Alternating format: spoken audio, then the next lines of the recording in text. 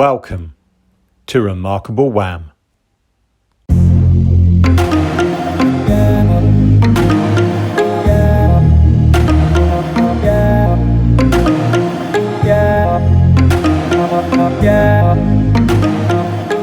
stuff anyway. There's nothing about blockchain that I can ask you that you won't be able to know. I won't be able to ask you a difficult question because it would be too hard for me to formulate, and you'll know it anyway. I'll be chiming in every now and again, Andy, with explain that to my mother over the you know, what does that mean for Dave, who's down the pub? I mean, don't be fooled, Addy. His mother's the chairman of Barclays. But but don't these questions, they're not being facetious. They're because my world isn't financial services at all. Yeah. Where Chris and I have buddied up because we're on a quest to eventually do something with these podcasts. They're a source of stimulus for us to get other people thinking differently. Yeah. And there's elements of myth and magic around technology that perhaps if they were unbunked and explained by smart people, to the listener, they'll go, right, okay, and they'll get a different connection to it. So that's my... Okay, I mean, I guess the other thing probably, that's fair to ask is the pace, because, not much has really manifested itself yet, right? And Chris, you and I have been talking about this stuff for, probably at least 4 years. Yeah, so it's probably fair to challenge that as well. No, I think it's a very good point. And there are some, I think the pressure is building, but the analogy is fair, is that you can release pressure as well. And that there are I think there are definitely movements that things will improve, but in some senses with a pandemic, it's almost easier to revert to type, isn't it? Let's just carry on doing let's not do anything new now. It's just too dangerous. Yeah, but but there's another cliche, which is that innovation comes out of these types of situations, right? When everyone's under pressure and at a time of crisis, right? Sadly, my vote is always on the let's try and improve rather than the let's do what we did yesterday. Right. Too many of the population aren't let's do what we did yesterday. But I get bored. You know that. Yeah. So let's kick off and see where we go, Andy. I think your ex. This will be good. So Andy, I won't go through all of the formal blurb because we've said it too many times. But this is Remarkable WAM. This is us running a podcast, a vlog. This is Remarkable Wealth and Asset Management. We are fostering those remarkable stories, those initiatives, that energy to try and change and get things done. And we're really trying to inspire that blueprint, the new investment landscape, and try and, as I said, make things better. I think. Are you ready for the technology element today, Andy? I am ready for the technology element. I'm recovering from the previous podcast.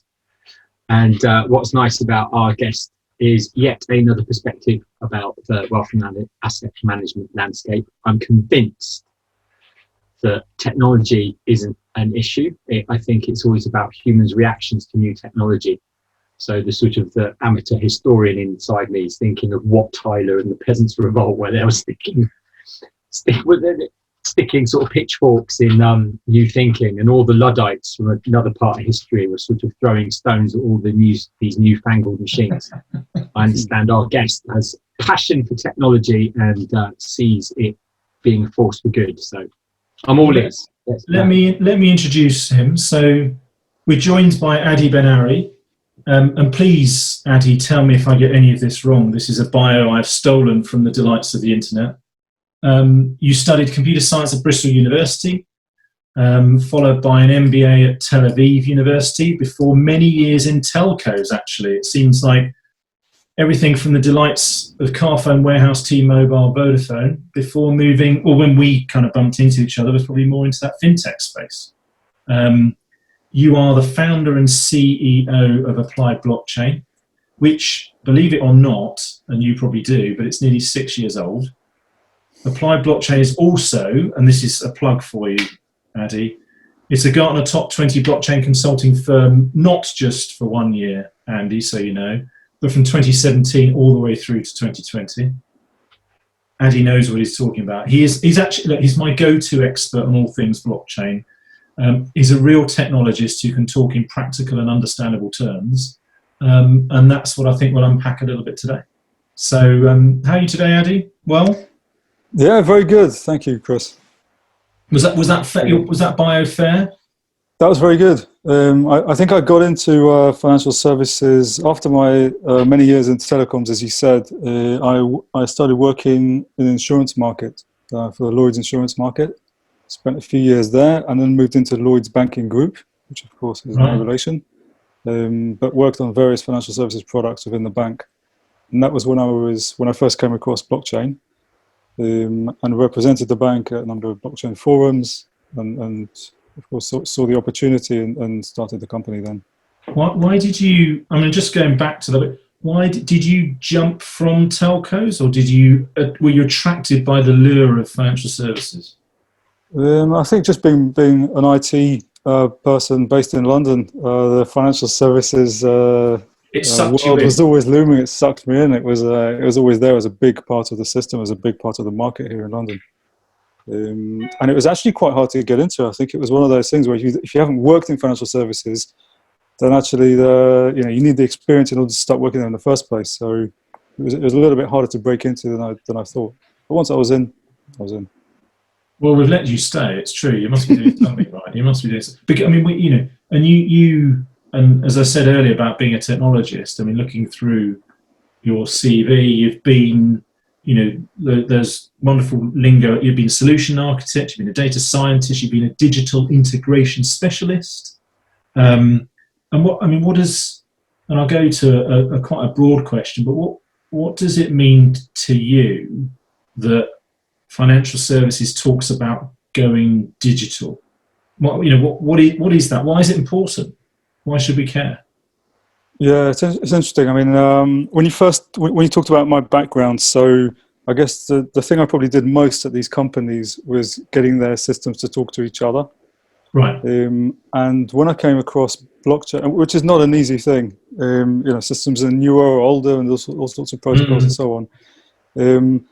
But when blockchain came along, I saw it from that lens. So I actually saw it as a way, as a kind of way of messaging, a way of companies to talk to each other in a more reliable way, in a more secure way, in a more trustworthy way. Mm-hmm. And that was really my angle when I came into the space. And when I think about, going back to your question, when I think about digitization, I think about efficiency. Right. I mean, we all know what it's like to use the systems that we use now versus anything we did before then, right? And even in a startup, I work in a startup, every time we onboard a new system for doing something, right? How did we manage before this, right? We were just putting together spreadsheets and before spreadsheets, whatever, right? So digitization for me is about efficiency. And when I think about the technologies that we work with, so blockchain and cryptography in particular, they deal with trust and value, which when you boil it down is really about security. So I'm now dealing with digital things which are valuable and therefore they need another layer of security attached to them. Otherwise, there's a lot of risk there.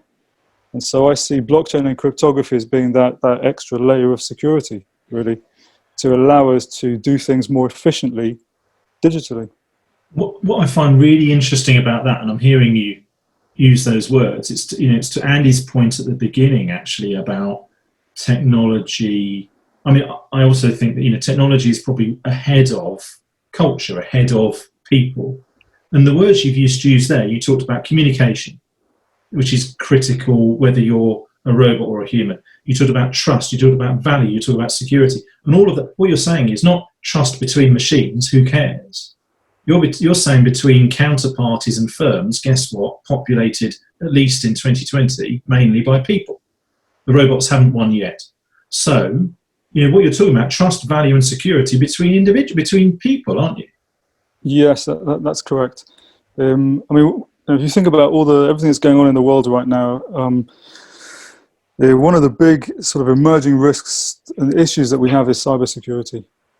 Right. So we see, especially with the pandemic now, everybody working from home, we see more and more breaches and different types of, something's just happened. A big thing in the US right now, with the US government, and security being breached in different places. And so it's one thing to have information exposed to unauthorized parties.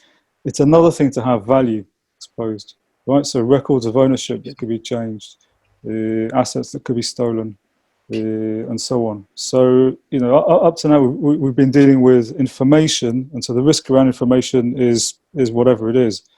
But then as we move to digitize ownership records and asset records, using technologies like blockchain, so the risk goes up as well around the security of those. And so we need these more robust security infrastructures like blockchain in order to enable, in order to have more trust in the system and reduce the risk of a breach, to make it much, much harder for anybody to tamper with any of those records. And why, thinking about that CV again and the points you're making, what you alluded to it earlier, why did you start Applied Blockchain? What was the main motivation? And by the way, I love your T-shirt. Thank you. So I'm originally from Israel, and I don't know how much you know about the country, but it's kind of a startup haven. It's probably second to Silicon Valley, I think, in terms of number of startups. I mean, London's doing pretty well, but London is an economic powerhouse. Right. Israel is a small place in the desert without natural resources, really, until very recently. And so it's really the tech industry and really the startup industry is completely disproportionate to anything, and is thriving there. And really, when I go back there, everybody I meet is an entrepreneur. It doesn't matter what their day job is. They've all got a startup or two in the garage somewhere. A side hustle. Something like that. And so I was completely caught by that bug. And so I was looking for a long time to start something. As I said, while I was at Lloyd's, I came across blockchain, and it was actually a friend of mine from university who was trading Bitcoins at the time.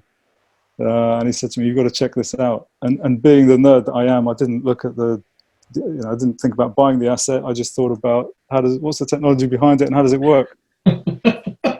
So you started it because you'd have been ostracized in your homeland because you didn't have a side hustle in your own firm. So I needed something. Your mother's startup was bigger than yours. Was that the way it was? Her friend's son's startup. It was very impressive. Why aren't you doing a startup? Yes, exactly. Jewish mother. My son, the startup. Yeah.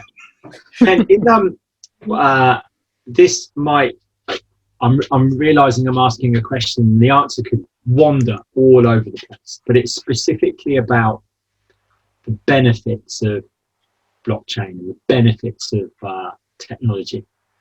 So there's I think I'm right, there's a Canadian academic called Thomas Homer Dixon, who at the turn of the millennium wrote this big piece about complexity and its ingenuity gap, that we're generating really smart technology that can solve lots of puzzles for us, but there's a smaller and smaller number of people who understand it, and yet it's having a massive amount of impact on a larger population.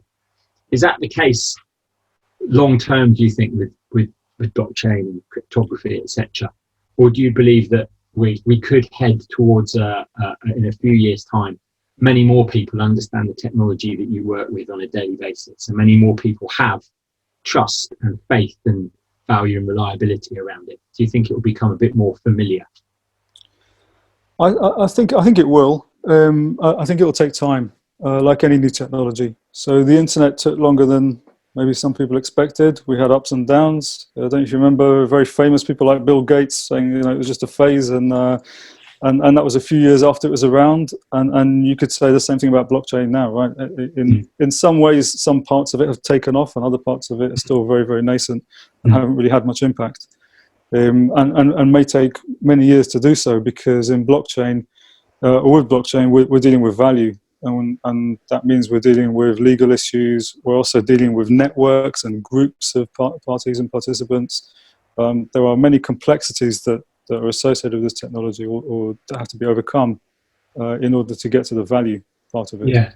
So sort of humble, I guess, my pension is sitting in a set of assets at the moment.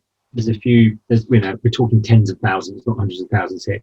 There's a small percentage of that I'm assuming is involved somehow in blockchain. Will the percentage of my future start to grow associated with blockchain in the future? Is that success for you? Yeah, I mean, there's the crypto assets whose value I really can't comment on. Yeah. Because why these are traded and why value is associated with them, I think is kind of a financial field in its own right. Yeah, I can tell you from a technical perspective about the technology. Yeah, tell me about the technical first, because then I know that Chris has a particular point of view about the volatility of these nasty. Okay. So first of all, it's not magic, right? And what this blockchain is group security. Right, so it's here's some data that we're able to secure through a group. Yeah. Right, that group could be 10,000 anonymous servers on the internet, as it is with Bitcoin, or it could be 3 banks. Mm. Right, but it's a group, and that group is making this data, the history of this data, more secure. That's what this is. Mm. Now, as soon as you've got a group that's making something more secure, then the whole thing is the record itself is inherently more secure. And that means that we've then got somewhere where we can start putting more meaningful and valuable data, right? Such as these ownership records of assets. And once we've got that as a base layer, this secure base layer, where we're comfortable recording ownership of assets, then there's infrastructure that can be built on top of that allows us to then trade those assets through those records, and we can do things very efficiently. Because everything is digital, because these records are digital. Where we record assets which might be less liquid today, we can make them more liquid because they're easier to deal with, because they're all in digital form, and they can be transferred very quickly in digital form. And then when we mix that with digital money, which we currently have cryptocurrency, but we also have retail and central banks investigating how can they put their money onto this type of infrastructure, of technical infrastructure. When we bring those two things together, then you can start to move and trade assets and move money on the same platform. That's when you're really looking at high levels of efficiency compared to what we have today, right? We think we have to move assets on one platform, might be digital, we have to settle on another, we have to wait for the settlement, there's risk and all the rest of it. So that's really where the efficiency comes from, bringing the different parts of the exchange of value onto the same platform. And therefore taking out a lot of the risk and being able to do things very quickly through virtue of being on the same platform. Yeah. And so the argument there is presented very well about the efficiency, the safety, the security of it, and therefore there's value inherently in investing in that tech. And yet the other side of this narrative is, I'm looking to you, Chris, is it's associated with these rather volatile cryptocurrencies. And that leads to all sorts of odd behavior, doesn't it? Which it's really interesting, because there are many layers in play all at the same time, which can get unfairly aggregated. And Adi's point, and we've discussed this in the past, and he'll correct me if I'm wrong, but it's that that there are technologies that enable better communication in a financial sense. And blockchain is one of those, but guess what? It can be misappropriated. It's a technology that can be misused as any other. So there are concepts around in the market around smart contracts, which is a term that lots of people use, and I think its best application, as you said, Adi, is in the standardizing the communication between parties. That's what you're doing. The contract bit of it is nothing more than, are we agreed? These are the terms, or the terminology, and you define those terms, and you define that terminology, and you define the basis for a transaction, or a financial interaction. That's the contract part. The smart bit is that, in a digital sense, you can start to manage that electronically. Is that fair, Adi? Yep. Yeah, it's true. When you think about these cryptocurrencies, I think one way of thinking about them is that the technology is a bit like a mobile phone, and I've got lots of apps. And so Bitcoin is an app. It's used for certain things. Ethereum is another app used for other things. The Bank of England might launch an app, and we might all use it. Or Facebook is about to launch an app, and 2 billion people might start using that one. So there's a technology platform, or technology capability, which is the ability to have these mobile apps, or in our case, blockchain. And there are different incarnations. And as you say, Chris, some have certain uses, and the uses we have today are quite limited because of the, I guess, limited regulation, a very nascent technology, very early adoption of companies. I think the difficulties and challenges in actually interfacing with this technology, certainly for large corporates, and so on. So what are some of the, in the years, nearly 6 years you've been running this, Adi, I know you've got some great case studies and work that you've done in that time period. Can you pick 2 or 3 that illustrate some of these concepts, or at least people who are trying to, and I hate some of these hackneyed phrases about, extend the envelope, or, trying to push those boundaries. Have you got some you can draw on now? I mean, first of all, I can tell you where we've landed in terms of our thinking, because I think we've been on this journey with a lot of these companies about trying different things, and I think one of the reasons people work with us is because we're trying to be quite real and pragmatic about this. So what's it actually useful for, and actually where is it not appropriate? Yeah. Because I think we did go through a phase where there's a bit of a rush to put everything on a blockchain and see what happens. And I think where we've ended up is assets.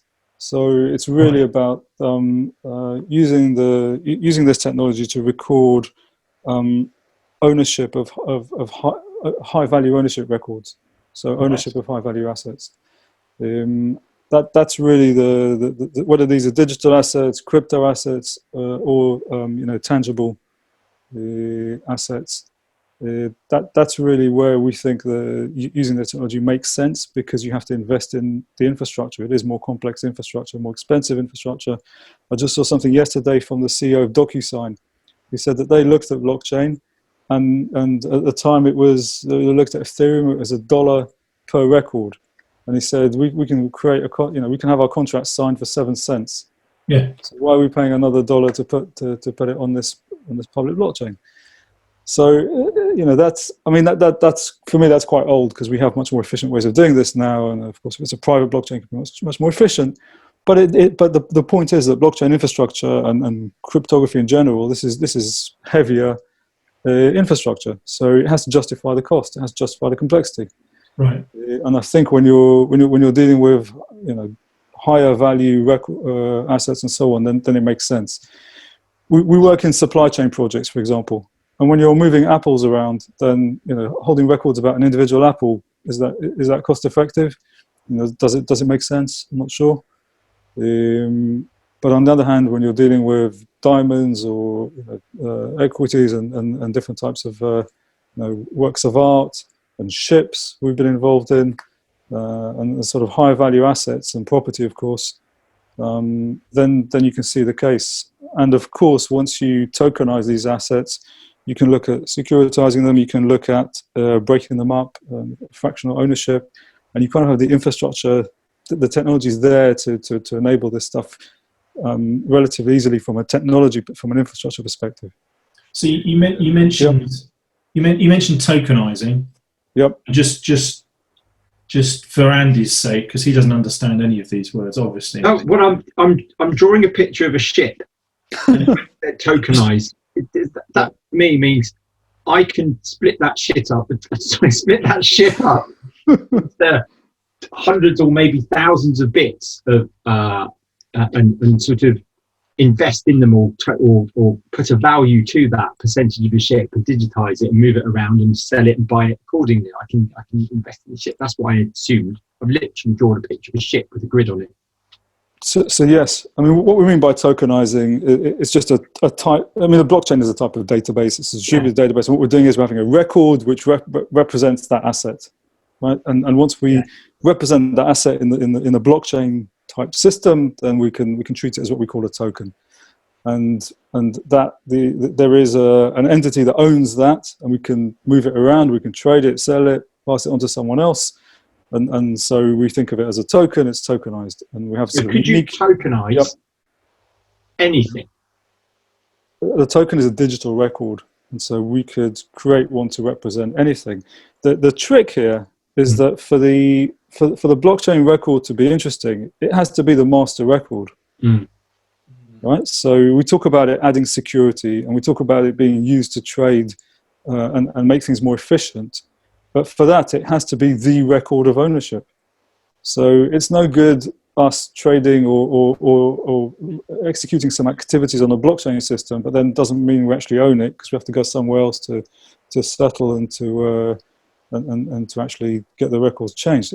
If it's the master record that you're actually getting the efficiencies, because the asset ownership is moving around in real time and within the transactions. And so the digital part of it, if we can do the delivery versus payment, for example, or if we can have these smart contracts that Chris mentioned, implement some rules, then we can put in some conditions. The asset can only move if certain things are true. And so these things are only really useful if this really is the asset ownership record, and it does actually move. So if I take some of those ideas, and one of the things that we're really interested in, you talked about efficiency and communication across the market. The desire or the end goal for us is that the wealth and asset management market it becomes a better service organisation or infrastructure for individuals, for end consumers. Not necessarily for large banks or for large pension funds, but it goes back to the three of us as individuals. That seems to me where it should begin and end.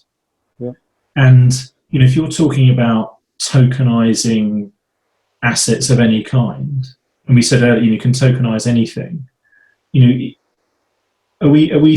talking, aren't we, about what's the largest asset I own? My house, presumably. And on that basis, it's things like, and I don't even know if this is true. I mean, this just shows you the ridiculousness of what I inherently trust. Are there some title deed somewhere that I own, that some physical record or contract that says it's got my name on it that we've had to sign, etc.? Who stores that wherever? To make a difference on blockchain, we're talking about digitizing and tokenizing my house. It just happens that my wife earns 50% and I own 50%, and we should have it's the full record is digital, and it's secure and safe. That isn't that where blockchain really hits the end consumer? Yes, that's correct. It's exactly that, Chris. So, but I guess when you talk about how's it going to, the impact it could have for, let's say, the three of us. I think the idea is that it takes a lot of friction. Assuming the legals are dealt with, it takes away a lot of friction from taking an asset and making it easier to sell, to trade, to securitize, and so on. And so for all of us, it could potentially open up more instruments to invest in, and more instruments to offer for investment. To put up more equity from different things that we own. And if you look at it as a tool that's available across the internet, again subject to regulation, then again it opens up the pool of people who could potentially be involved in the trading activity or the investment activity and so on. So this is kind of what we had. We had this burst of activity in the end of 2017 with really this ICO boom around blockchain, which for me there was a lot of nonsense. There were a lot of these projects that didn't make any sense, and there was investment piling into them, and I think a lot of the projects were nonsense. But the technology behind it was really, really interesting, because the infrastructure held up. You had people buying these tokens. Doesn't matter, behind them there was a project, there wasn't a project, doesn't matter. They bought a token and they could hold it and they owned the token. Yes, of course, there's a question about what's that behind it, and that's where I think regulation does need to come in to ensure that these things are properly managed. But they could buy these tokens, they could hold them, they could sell them, they could pass them on, they could trade them, and so the infrastructure is there and was working. That's and what interesting, 'cause- we're seeing now, we're seeing a next generation of infrastructure, which is known in the industry as DeFi, decentralized finance. And this is kind of the next layer on top of these crypto assets, which is it's financial products. So it's basically investment smart contracts, it's insurance products, it's interest-bearing instruments. And so we're seeing layers of of financial services now being developed from scratch on this new infrastructure and being tested out in the open, just like Bitcoin was originally. And this is it's a parallel world, right? It's kind of a new set of infrastructure being built and tested out there in the wild. And in that story, notwithstanding the legal and I guess navigating the legal and the regulation maze. Yeah. Your story there was many people could, with very simple access to some technology, invest in something and move it around with a lot more speed, ease, and efficiency than hitherto available. So we're not talking about a small population of people with vast sums of individual capital wealth to go invest in something. The technology allows a lot more people to have access to a lot more assets, stuff, to trade in. And I wonder if I push it further, I don't want to trade away Chris's house, because I'm sure he and his wife are quite attached to it. But could this technology also enable me to tokenize what I'm going to grow into? Could I tokenize my future education? Could I tokenize my future wealth, perhaps? Or was that science fiction? Yeah, I mean, we have seen. I mean, going back to Chris's example, he could potentially tokenize his house, but retain ownership of what he owns, and maybe take some equity and put that on the market. Right, that's an option there. But we have also seen projects and been involved in work where identity and records about individuals are captured in the technology, and then there is potential to invest and then take something out in the future. So we have seen projects which try to model what you've described. I think it's still very, very early. Yeah, but there's an element of this, perhaps for another conversation. In the future, it's don't invest in me now, but invest in the future version of me. There's something there as an interesting, exciting thought. You're almost talking. I mean, apart from the natural inclination of any parent to want to sell their children, what you're talking about is my wife's in the other room. Yeah. we never look as fathers. We never say these things out loud. However, but what I mean is that there's a my son is obviously far smarter and more intelligent, all of those things, than me, and he'll become, and at some stage post teenage, he may well be starting to realise that value, and that's exactly what financial instruments do, isn't it? There's a period of investment that we're making at the moment. Yeah. When their value peaks, well, that's when you start. That's investing in companies, isn't it? Well, it brings a whole new sort of meaning to, I want my children to achieve their potential. Well, we've done the sums, and one of you sons has more potential than the other. Well, it's like, well, no pressure. Are they in or out of the money as my options? That's all I want to know. Right, yeah. Okay. Yeah, I mean, there's another interesting angle to this technology. If you go back to this kind of concept, we've got the group looking after the records, and so they're more secure. We can also start to build up the history of activity around that token, around that asset, and so you're alluding to that token, that record being about a person and their history and where they're going, right? But it's true for any type of asset, and so when we looked at ships. And we did an interesting project with Lloyd's Register, which is the class society for ships. The idea was to register the ships when they're first built with all of the records, all the classification records that go with the vessel. So who are the suppliers, what are the parts, what are the checks that have been made, and so on. And as the ship is launched, undertakes voyages, has a history, has maintenance, and incidents and so on, building up that history against the asset, building it on a platform where there's a group, and maybe a potentially larger and larger group, guarding that history, so that it would be very, very difficult to change and defraud. And then layering these smart contracts, which are basically rules about when the asset can move. And when we put those things together, what that means is, let's say I want to buy that ship in the future. I might say, well, I only want to buy vessels that have, have been treated in a certain way, have been built from certain materials, have a good service history, haven't had any major incidents, and so on. I can put that as a condition in the contract, in the smart contract, and that basically means that the asset will not move to me if there's anything in its history which doesn't fit into those rules.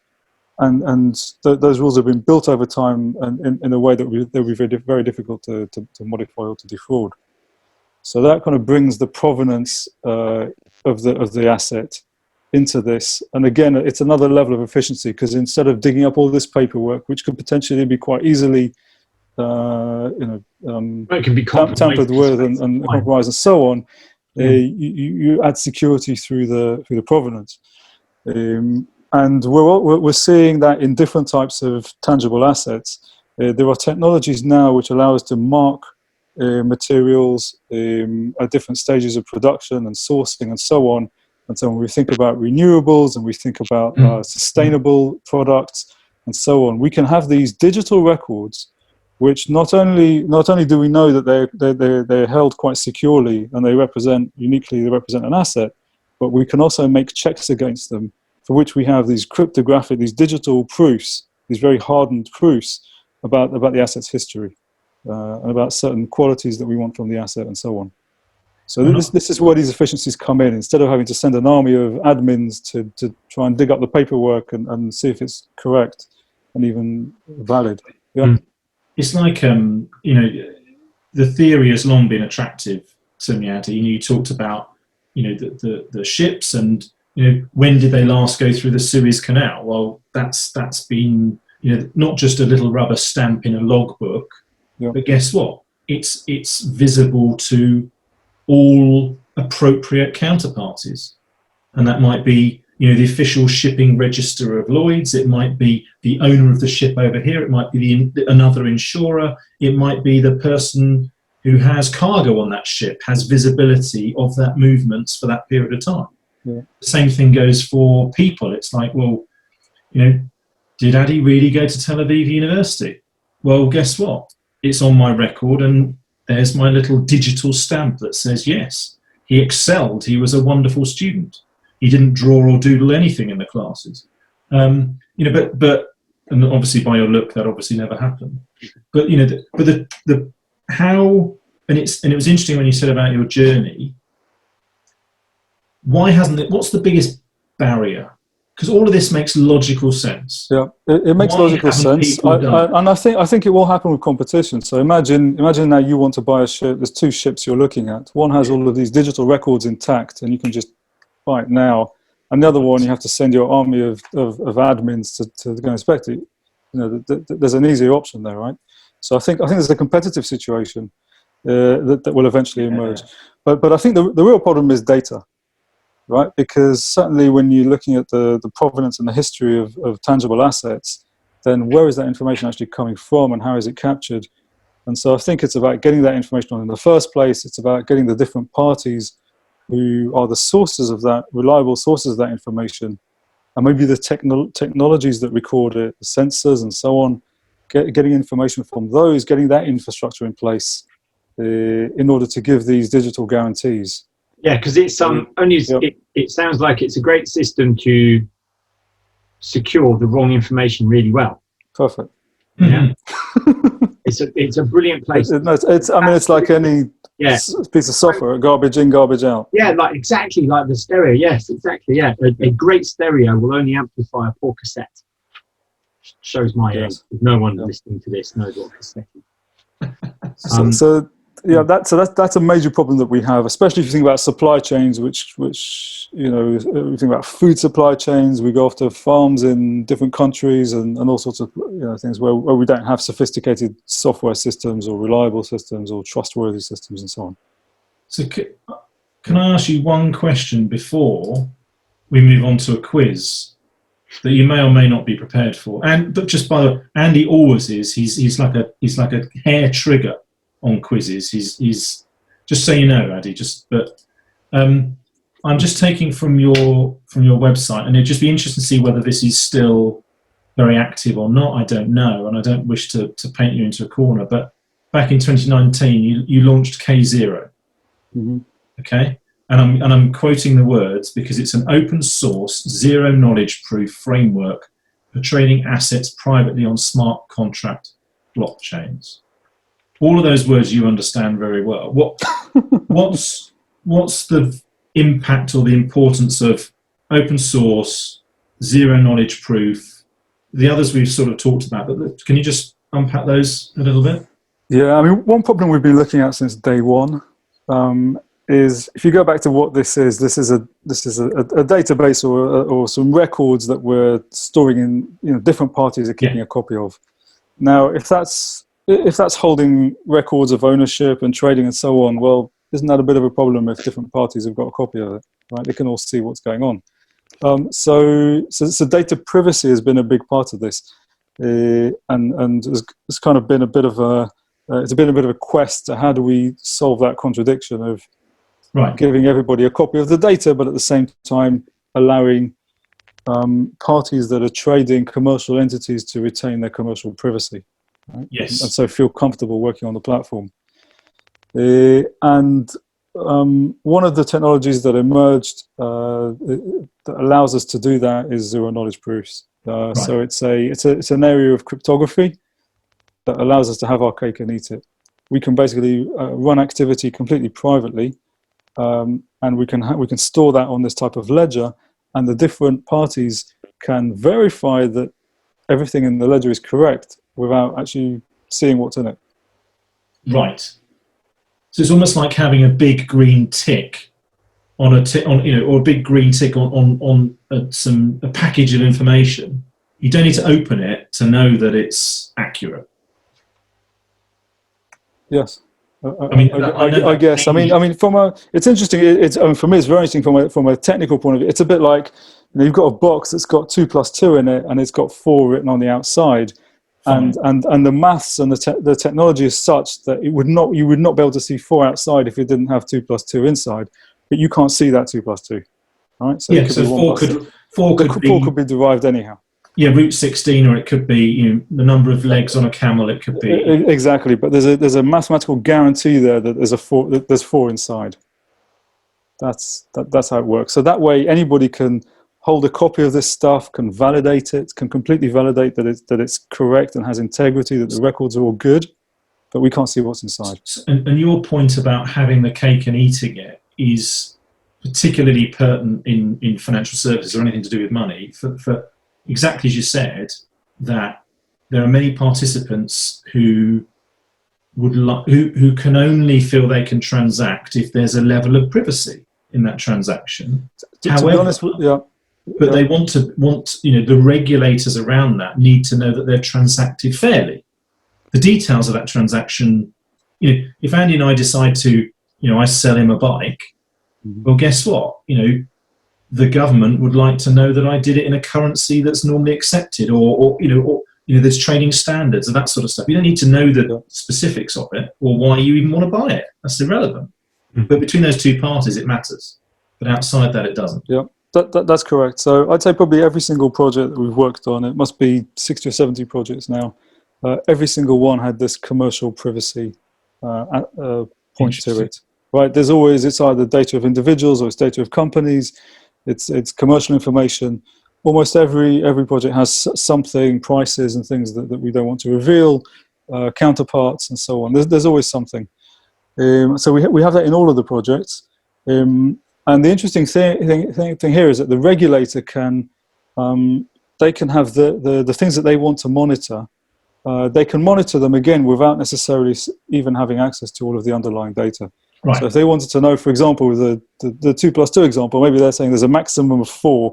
We're not letting these groups of parties do more than 4 together, but we don't care what they do inside, right? Yeah. Inside the box. Yeah. And so that's how we do this. So we get the security because this is distributed to a group, which is all making sure that the integrity is there, and we've got the privacy, and we've got the efficiency. That's fascinating. So look, Ali, just so you know, we'll go through a quiz now, and then there's a couple of questions at the end that I typically ask every guest. Now, Andy's signed up to this, so he knows that the quiz is biased towards your own specialisms, Addy. So no pressure, but you really should win. I mean, look who you're against. It's doing it's doing nothing for my self-esteem. That said, it was only lost to the PhD, and that was in a draw. We had a tile. I'm clearing a space on my pad, and there's my notes that I had drawn a ship that I've split. Wow, that's quite a big ship. Well, go big or go home, I say, Abby. That'll be a valuable asset at some point if it gets built. I'll put that in. Chris, if I send you that, you put it in the show notes just to see, Oh, definitely. Oh, definitely. And then I'm also going to tokenize the future education of the captain's daughter and then see where we end up. All right? Excellent. So to the quiz, are you ready? Yes, let's go. Simply 5 questions, and they are multiple choice, Addy. So it's not that it's look, there's a chance of getting anything right. So you ready? Okay, I'm a bit nervous. Yeah. Well, good. It will make you perform better. I'm not nervous. I have the same emotion, Abby, but I choose excitement. You studied at Bristol University, Addy, so you obviously have a solid understanding of the cider export market. It was a long time ago. In 2019, yes, but you have an elephantine memory. In 2019, the US was the largest destination of cider from the UK with 8.08 million by value. But what was the next largest destination country? So US was first, just in terms of value. This is not per capita, okay? Because actually probably 8.08 million of cider in the US is probably a drip. So was it Mexico, the Netherlands, Canada, or Ireland? Wow. You didn't think it was any of those, did you? I was going to go for Australia. See, I wrote Australia as well. First option. It didn't come up, did it? So go on. What do you, Andy? Go on. What are you going to guess? I can't imagine Ireland has a problem making its own cider. So Mexico, Netherlands, Canada, no, not Mexico. I reckon the Dutch might be up for some cider. Okay. Yeah. Andy? I think Canada could be the one. You're going Canada? Yeah. Excellent. Next question. And Andy, you're seeing a theme here because I'm obviously stuck on this, but what is the motto of the University of... I'll move on next time, honestly. What is the motto of the University of Bristol? Is it... I mean, Andy, you know this. Don't look. He's trying to psych you out, Andy. It's a great city, but... yeah. Pursuing the unknown. Sounds pretty good to me. Is it Generatim Discite Cultus, which actually translates to learn the culture proper to each kind?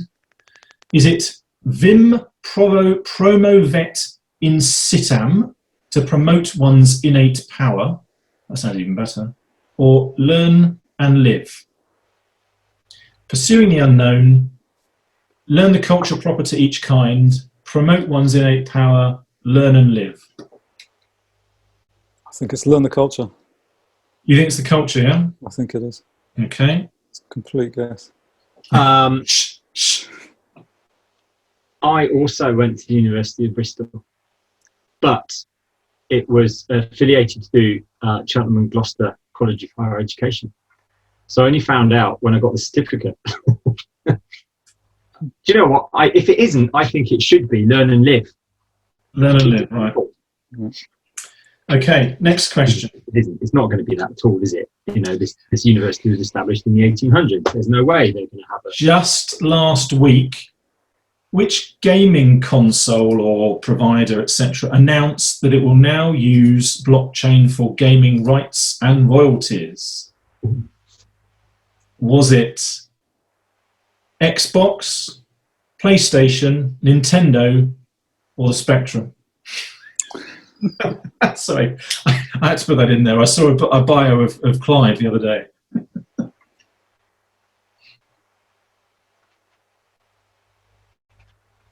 Wow.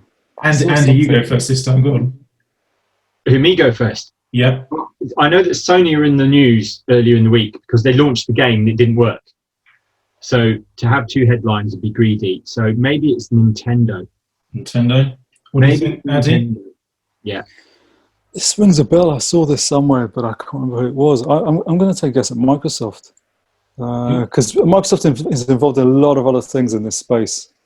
That's the Spectrum, yeah? The Microsoft Spectrum? No, the Xbox. Excellent, right. And now you alluded to this earlier, Addy, so if you get this wrong, I will eat Andy's hat. Facebook launched its own digital currency called Libra. Yeah. And has just renamed it. What's it now called? Is it called DM? Is it called Deuce? Is it called Fortis or Credit? And because we're obviously in 2020, Credit is with a K. What do you think, Andy? I was hoping that Addy would go first. No, I know you would. That's exactly why I chose it. Say them again slowly.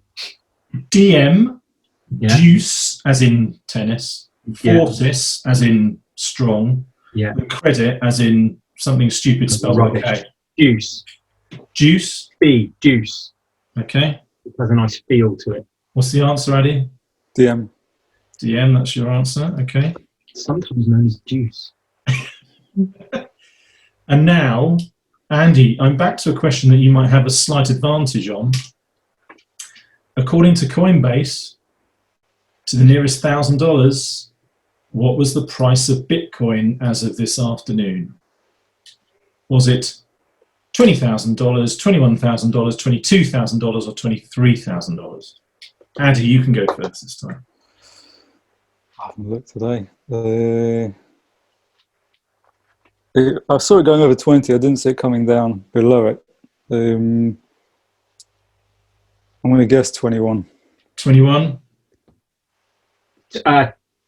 20. 20. You're going 20, yeah? I'm going 20.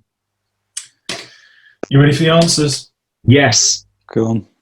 So, the next largest destination country of cider, and I forgot you went to Bristol, Andy. This is Addy. You've got a disadvantage here because he's usurped your specialisms. And he's probably there more recently. Canada's the answer with 6.68 million. Wow. No, Addy gets one. The motto of the University of Bristol: Vim promovet incitum, promote one's innate power. Neither of you. Neither of us. Tel Aviv is pursuing the unknown. 3 years, and that's what we come back with. Learn and live, people. You live and learn. Pursuing the unknown is Tel Aviv. Oh. Learn and live is the Open University. You see? And the other one, to learn the power to each kind, is Bath University, which is obviously just down the road. Anyway, number 3. In zone 2. Are you ready? just last week, which gaming console, etc., Xbox was the answer. I'm not doing too well on this quiz. I'll tell you in a moment how well or otherwise you're doing, but I think you know. Yeah. Facebook launched its own digital currency called DM. So coming into the last question, I'm afraid Andy's got 3 right and Andy's hasn't. So, last question, can you redeem yourself with 1 point, or are you going to be bageled? You ready? Coinbase, the nearest 1,000, the price this afternoon, $23,063. It's D. It's D. Wow. Our survey said le point. I'm afraid, Addy, congratulations to you, Andy. That's a clean sweep. Nothing out of 5. So I'm not going to ever ask you about Facebook, Bitcoin, or you either, in general knowledge, you cider. either know the answer or you don't, and it's no measure of intelligence. Okay. That said, Addy's clearly an intelligent man. No, but if part of your kid's inheritance is those Bitcoins, then no. Yeah. Well, I'm looking forward to rebranding Bristol University with Learn and Live. And You're right. and going over to Holland to drink more cider. Bitcoin burst through the $20,000, and it's just taken another big spike as well. So, yeah. And interestingly, Bristol University is where some of this privacy tech has come out of. So we talked about zero knowledge proof, but there's an area also called multi-party computation, which allows us to do maths across data sets that are held with different companies without them revealing their data. Really? Yes, and a big part of that's come from Bristol. So there you go. So you can do the analysis in a anonymized way. Not just anonymized without having any idea what the numbers are. You just get the outcome. So in a market, for example, you could work out the price without seeing anybody's trades, without anybody seeing each other's trades. Oh, that's fascinating. Yeah. That's got real applications, hasn't it, in financial services, where you want to retain your own internal database. Yeah, we did some very interesting research and testing in this, and it's interesting to see who's happy to see a very accurate price and who isn't. Who wants to, even if you can't see the data, you could even guess from price movements what's happening. There's obviously very, very interesting dynamics in markets. When you start to look at these technologies and hiding certain things. And well, that has to be one of the biggest barriers, doesn't it? The incumbents that are top of the tree. Why would you want to change anything if you are in first place? Yeah, that's it. I mean, if you've got access to the information, then you probably don't want to share it with everybody else. Really, that's part of your advantage usually. Whereas if you're the small guy, you want all the information to get your hands on. Exactly. Yeah. So anyway, let's. I'll round up with the 3 last questions, which is a little bit pertinent back to the sort of wealth and asset management space, if I can ask you, Adi. But if there's one thing that you think that industry would benefit from if we stopped doing it or took something away, is there anything that comes to mind? What would you remove in the industry that would help to improve things? From the current industry, from the industry as it stands. Yeah. Wow. I mean, as a complete outsider, I'd like to see more transparency. I'd remove some of the opaqueness, but I don't know what sort of, who would like that and who wouldn't like that. But certainly as an end user, I'd like more transparency. Okay. Remove some of the opaqueness. Yeah. And so, is there anything? I mean, my other side of that question was just what would you add or install or make mandatory? But I guess you're going to say the same thing, which is the reverse of that, to increase that transparency or standards. Is it? Yeah, I mean, I think this is the world we're moving to. I think people, as we have more data available, people demand more. They'll want to see where their money's going. They'll want to see performance. They'll want metrics. They'll want to see what types of products their money's being invested in. They'll want to hold someone accountable to their demands and to see the results through the data. Excellent. And so, just before I ask my last question, which is quite an easy one, but what should we be looking out for from Applied Blockchain in 2021? What's your next big thing, do you think? Yeah, so we've got a number of areas we're looking at, but on the blockchain side, we're definitely focused on tokenization and assets. On the privacy side, we're doing work more in fintech now, and I alluded to earlier being able to do these calculations without sharing data. We're looking at, can we extract information from bank accounts, for example, and share conclusions about the state of activity in the bank account without sharing the bank account data, so without sharing sensitive data. So these are the things that we're focused on. Well, what can we do with sensitive data without revealing it, but still derive value from it on the one side, and how can we use these tokens to make transactions more efficient on the other? Yeah, I very much look forward to that. That's exciting. That's really good. And my last question is a little bit for our future, selfishly, but who is a future remarkable guest that you think we should hear from?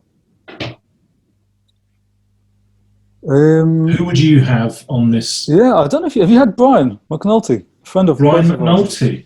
Yeah, That's a very good call, actually. I spoke to him last week, no less. right. So he needs congratulating. He does for getting financing. And, yeah. I mean, So I'd want to see what he's up to.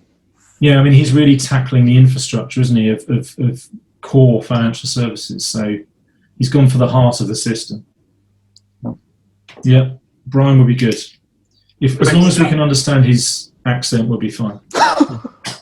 Thank you, Adi. I've taken on the notes here, scribbled across the hull of my ship that I've tokenized. I've got 5 themes here around, in no particular order: efficiency, trustworthiness, security, reliability, and transparency.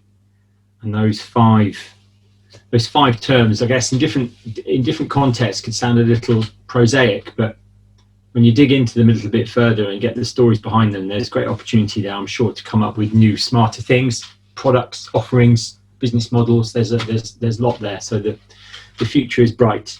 I'm excited about future conversations that we have on this show and our guests, and if they start talking about these topics as well. So that was a good opener. Thank you. Very good. Thank you very much, Adi. That was fantastic. It's always nice to see our guest trouncing my co-presenter in the quiz. Thank you very much for your time. I wish you all the best over the holiday period, and that 2021 kicks off with a bang and continues on an upward trajectory. And I'll obviously, as ever, do as much as we can to help you to do exactly that. So hopefully this sort of discussion will help. But Yeah, fantastic. Thank you very much for inviting me, and a healthy new year next year. Healthy and successful new year for everyone. Exactly. Thank you very much, Adi. Speak to you soon. Cheers.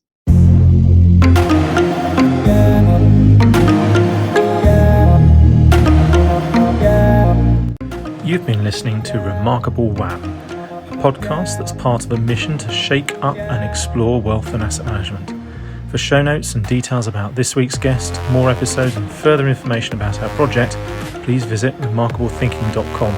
That's remarkable-thinking.com. My name is Chris Mills, and thank you for listening.